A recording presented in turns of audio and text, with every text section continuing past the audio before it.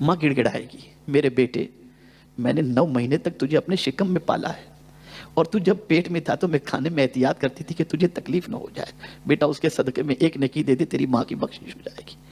بچہ کہے گا ماں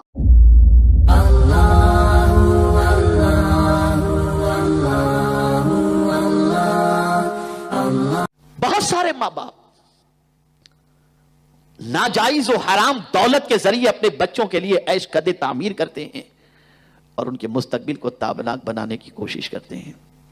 کوئی جوے کا اڈا چلا کر، کوئی شراب کا اڈا چلا کر، کوئی ڈرگز کا کاروبار کر کے سوچتا ہے میرے بچے کے لیے میں کچھ بنا لوں، لیکن یاد رکھیں یہ بچہ قیامت میں کام نہیں آئے گا اور نہ مال قیامت میں کام آئے گا۔ قرآن نے واضح لفظوں میں کہہ دیا یوم لا ینفع مال ولا بنون، قیامت کے دن نہ تمہارے بیٹے تمہیں نفع پہنچائیں گے اور نہ تمہارا مال تمہیں نفع پہنچائے گا۔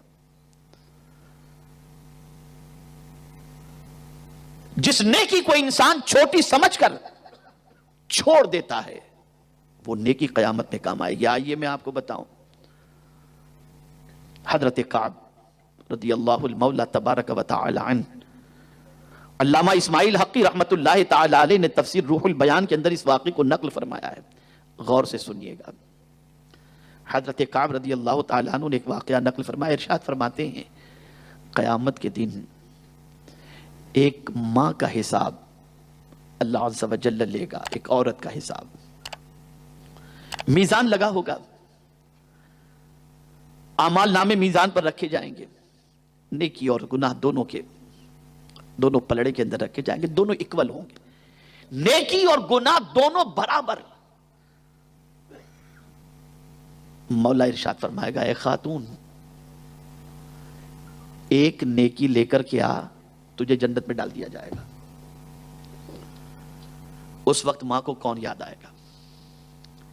ایک نیکی کے لیے ماں میدان محشر کے اندر اپنے بیٹے کو تلاش کرے گی کہ میرا بیٹا مجھے بہت چاہتا تھا، میرے سر میں درد ہوتا تھا تو میرا بیٹا بے چین ہو جاتا تھا، آج اپنی ماں کی بے قراری کو دیکھ کر میرا بیٹا آج مجھے ضرور ایک نیکی دے دے گا جس کی وجہ سے میری بخشش ہو جائے گی۔ تلاش کرتی ہے، ماں کو پا لیتی ہے، ماں اپنے بیٹے کو پا لیتی ہے، بیٹے سے کہتی ہے میرے لخت جگر میرے کریم نے فرمایا ہے کہ ایک نیکی لے کر کے آ، تیری بخشش ہو جائے گی۔ بیٹے ایک نیکی کی ضرورت ہے، مجھے ایک نیکی دے دے تاکہ میں جنت میں چلی جاؤں۔ وہ بیٹا جو ماں کے سر میں درد محسوس نہیں کرتا، پر درد جو ہے برداشت نہیں کر پاتا تھا، ماں کے آنسو دیکھ کر کے بے چین ہو جاتا تھا، ماں کی آرزوؤں کی تکمیل کے لیے جو بیٹا سب کچھ قربان کرنے کے لیے دنیا میں تیار تھا، قیامت میں ماں کو پریشان دیکھ کر ماں جب ایک نیکی مانگے گی تو بیٹا کہے گا ماں آج کے دن میں تیری کوئی مدد نہیں کر سکتا، کوئی مدد نہیں کر سکتا۔ ماں گڑ گڑائے گی، میرے بیٹے میں نے 9 مہینے تک تجھے اپنے شکم میں پالا ہے، اور تو جب پیٹ میں تھا تو میں کھانے میں احتیاط کرتی تھی کہ تجھے تکلیف نہ ہو جائے، بیٹا اس کے صدقے میں ایک نیکی دے دے، تیری ماں کی بخشش ہو جائے گی۔ بچہ کہے گا ماں آج کے دن میں تیری کوئی مدد نہیں کر سکتا۔ ماں کہے گی 2 سال تک میں نے تجھے دودھ پلایا ہے اور بیٹے تیری نجاستوں کو صاف کیا ہے، مجھے ایک نیکی دے دے۔ بیٹا کہے گا ماں آج کے دن میں تیری کوئی مدد نہیں کر سکتا، بیٹا تیری انگلی پکڑ کے میں نے تجھے چلنا سکھایا ہے، آج تو ایک نیکی دے دے گا تو تیری ماں کی نجات ہو جائے گی۔ اس وقت قیامت میں بیٹا یہی کہے گا ماں آج کے دن میں تیری کوئی مدد نہیں کر سکتا۔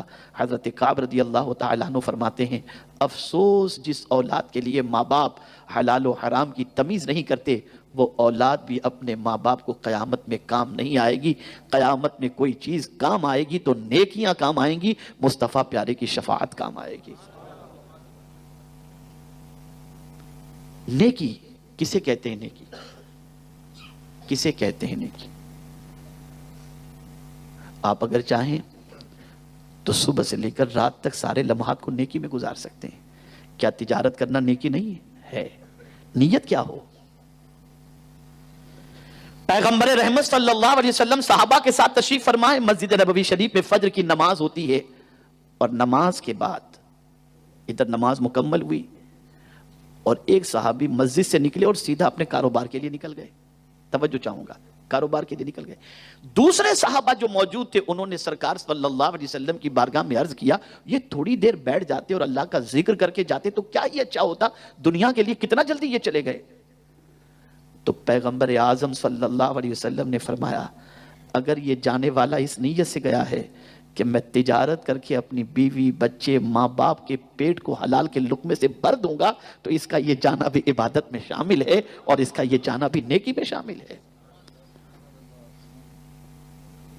آپ اندازہ لگائیں، کیا ہم صبح تجارت کے لیے یہ نیت کر کے نکلتے ہیں کہ حلال کما کر اپنے بیوی بچوں کے پیٹ میں ڈالیں گے؟ ایک زمانہ تھا یہ نیتیں ہوا کرتی تھی، اور آج اگر شوہر غریب ہے تو عورت کہتی ہے عجیب ظالم آدمی ہو تم، کمانے کا سلیقہ تمہیں نہیں آتا، فلاں کو دیکھو کتنا کما رہا ہے اور تم دیکھو، مجھے یہ چاہیے مجھے یہ چاہیے، چاہے چوری کر کے لے کر کے آؤ، دوسرے کماتے تم کیوں نہیں کماتے؟ اور بہت سارے شوہر غلط راستے کے شکار بیویوں کی وجہ سے ہو جاتے ہیں اور حرام کی طرف بڑھتے ہوئے نظر آتے ہیں۔ لیکن اللہ اکبر، ایسی بھی خواتین گزری ہیں جو حرام سے اپنے شوہروں کو بچاتی تھیں۔ جانتے ہیں ایک عورت جس کا شوہر صبح سے لے کے شام تک محنت کرتا ہے اور خالی ہاتھ لوٹتا ہے، کوئی چیز پکانے کے لیے گھر میں نہیں ہوتی، پانی پی کر وہ سو جاتا ہے، بیوی بھی سو جاتی ہے، دوسرے دن صبح نکلا، شام کو لوٹا، کمایا نہیں، خالی ہاتھ لوٹا، بیوی نے دیکھا کہ خالی ہاتھ لوٹا ہے، صبر کے ساتھ پانی پی کر کے سو گئے۔ تیسرے دن بیوی کے دل میں خیال پیدا ہوا کہ کہیں ایسا نہ ہو کہ میرا شوہر میری محبت کے اندر کہ میں بھوکی رہتی ہوں 2 دن سے، اس کے لیے حرام کمائے، اس لیے میں اپنے شوہر کو پہلے ہی اسے روک دوں۔ شوہر کو کہتی ہے میرے سرتاج، میں اپنے پیٹ کی آگ کو بھوک سے تو بجھا سکتی ہوں، جہنم کی آگ سے نہیں، خبردار حرام نہ کمانا اور حرام کما کے مجھے مت کھلانا ورنہ میرا یہ پیٹ جہنم کی آگ بن جائے گا، اس لیے مجھے اس سے بچانا، چاہے ملے یا نہ ملے لیکن جو بھی ملے سوائے حلال کے اور کوئی چیز نہیں ہونی چاہیے۔ یہ سوچ تھی، یہ مینٹیلیٹی تھی، یہ فکر تھی۔ نیکی بہت قیمتی چیز ہے، نیکی کے معاملے میں آگے نکل جاؤ، دنیا کو نیکی میں پیچھے چھوڑ دو، نیکی میں دنیا کا کوئی شخص تم سے آگے نہ نکلے۔